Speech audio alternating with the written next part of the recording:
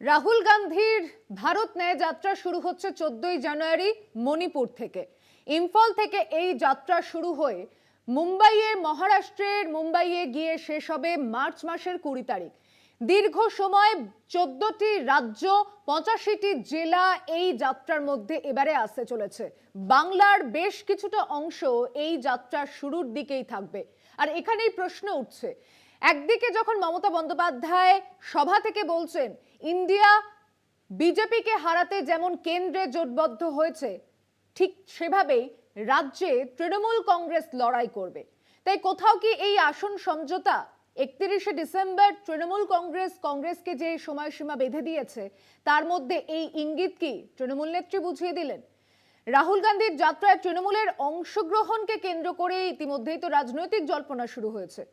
আগামী লোকসভায় ইন্ডিয়া শরিক কংগ্রেসের সঙ্গে বাংলায় তৃণমূলের আসন বোঝাপড়া হবে কিনা তা এখনো স্পষ্ট নয়। তাই 14ই জানুয়ারি মণিপুর থেকে শুরু হওয়া রাহুলের ভারত ন্যায় যাত্রা যখন বাংলায় প্রবেশ করবে ফেব্রুয়ারি 1 তারিখে, সেখানে মমতা বন্দ্যোপাধ্যায় সহ তৃণমূল কংগ্রেস নেতৃত্বের উপস্থিতি, সেটা কি দেখা যাবে?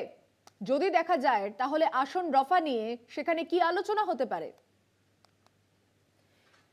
বিষয়টি নিয়ে আলোচনা করব। আমাদের সঙ্গে রয়েছেন সিপিএম নেতা তন্ময় ভট্টাচার্য। স্বাগত জানাচ্ছি আপনাকে কলকাতা টিভিতে। ভারত ন্যায় যাত্রায় তৃণমূল কংগ্রেসের অংশগ্রহণের একটা জল্পনা সামনে আসছে, আর এদিকে মমতা বন্দ্যোপাধ্যায় বলছেন যে রাজ্যে তৃণমূলই লড়াই করবে। আপনি কিভাবে দেখছেন বিষয়টা?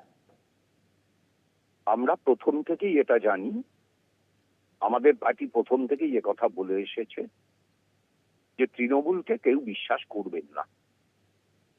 ইন্ডিয়া জোটের বাকি দলগুলোর কাছে আমরা এই আবেদন জানিয়েছি, আর এই রাজ্যের ক্ষেত্রে আমরা প্রথম থেকেই বলেছি যে এই রাজ্যে বিজেপি এবং তৃণমূল পরস্পরের পরিপূরক শক্তি।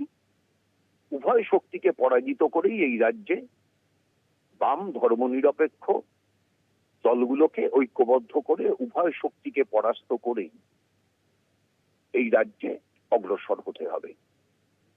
সকলে সেটা সমভাবে বোঝেননি, আজকে মমতা ব্যানার্জি স্পষ্ট করলেন।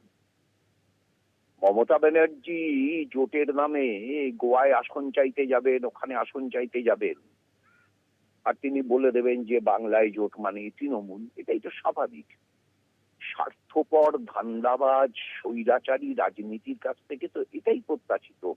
আর আমরা সিপিআইএম এটা প্রথম থেকে জানি, তাই অ্যাডভান্স বলেছি আমরা কখনোই মমতা ব্যানার্জির সঙ্গে জোটে যাব না, স্পষ্ট বলেছি, বারবার বলেছি। এখন মমতা ব্যানার্জি তিনি বলছেন ওই রাহুল গান্ধীর ন্যায় যাত্রা। কংগ্রেস দল যাত্রা করছে, তারা তৃণমূলকে যদি আমন্ত্রণ জানায়, তৃণমূল দলের স্বাধীনতা আছে ঠিক করা। কিন্তু তন্ময় বাবু, এই যাত্রা কেরলে যখন ছিল তখনও কি আপনারা এই সমমনোভাবাপন্ন নীতি নিয়ে চলেছিলেন? তখন পর্যন্ত ইন্ডিয়া জোট গঠিতই হয়নি, সুতরাং তখন এই প্রশ্নটা আসতো না। ইন্ডিয়া জোট গঠিত হয়নি। ইন্ডিয়া জোট গঠিত হওয়ার পরে এই প্রশ্নটা আসে যে ইন্ডিয়া জোটের দলগুলো তারা রাহুল গান্ধীর এই যাত্রাতে প্রতিনিধিত্বমূলক অংশগ্রহণ করবে কি করবে না। অনেক ধন্যবাদ আপনার প্রতিক্রিয়ার জন্য।